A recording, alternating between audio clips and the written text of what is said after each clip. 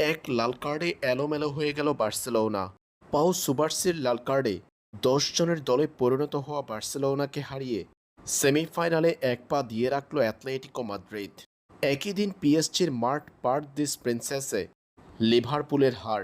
ঘরের মাঠ ক্যাম্প নুয়ে ১০ জনের বার্সেলোনা অ্যাটলেটিকো মাদ্রিদের বিপক্ষে পরাজিত হয়েছে ২-০ গোলে।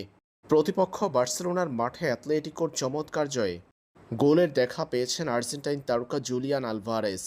ম্যাচের প্রথমার্ধে ১০ জনের দলে পরিণত হওয়া বার্সেলোনার জালে অ্যাটলেটিকো মাদ্রিদকে প্রথম গোল এনে দিয়েছেন জুলিয়ান আলভারেস ম্যাচের ৪৫তম মিনিটে। ফ্রিকিক থেকে চমৎকার এক গোল করে দলকে এগিয়ে নিয়েছেন আলভারেস।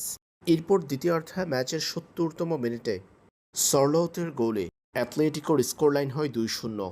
পুরো ম্যাচ জুড়ে বল দখল ও আক্রমণে আধিপত্য দেখালেও অ্যাটলেটিকোর রক্ষণে বাধাগ্রস্ত হয়েছে লামিন ইয়ামাল, রবার্ট লেভানদস্কিরা। রাফিনহার অভাব স্পষ্ট ছিল মাঠে।